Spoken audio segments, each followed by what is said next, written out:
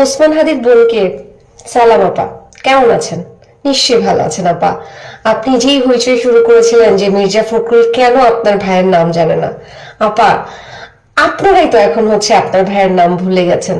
আপা দেখেন না, আপনার এক ভাই বিদেশে চাকরি পেয়েছে, সে কারণে আপনি আর বিচার চাইতেছেন না।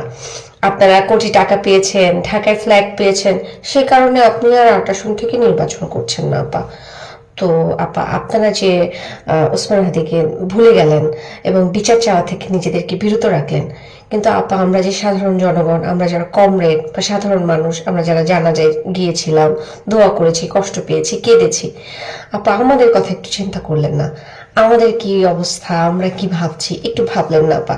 আপা আপনি এটাও চিন্তা করলেন না যে আপনার ভাইয়ের নাম নিয়ে বা আপনার ভাইয়ের আদর্শকে বিক্রি করে যে কুৎসিত রাজনীতি করছে আপা, সেটাতে কি ভাই আপা আপনার ভাই কষ্ট পাচ্ছে না কবরে?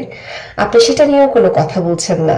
আপনার সেই দাম্ভিক কথা কোথায় গেল আপা? আপনি চিৎকার করে বলছিলেন আমার ভাইয়ের নাম জানে না। আপা আপনি জানেন আপনার ভাইয়ের নাম? কি নাম তার? কি নামে ডাকতেন? মনে আছে?